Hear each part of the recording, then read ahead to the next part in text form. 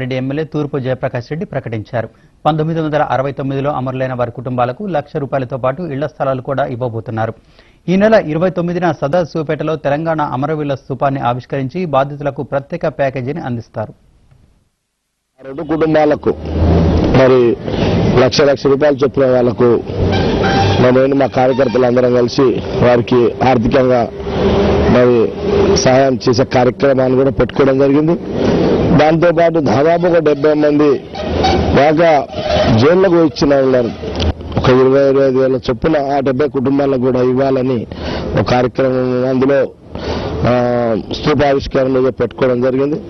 దాంతోపాటు వాళ్ళకి ఇళ్ల స్థలాలు కూడా ఇక్కడ వాళ్ళు చాలా వెనుకబడినటువంటి కుటుంబాలు అవన్నీ కూడా 70 కుటుంబాలు వాళ్ళకు ఇళ్ల స్థలాలు కూడా ఇప్పించే కార్యక్రమాన్ని కూడా మరి నేను పెట్టుకోవడం జరిగింది. ఇది 29 రోజున పెద్ద కార్యక్రమం, పెద్ద ఊరేగింపు కార్యక్రమము.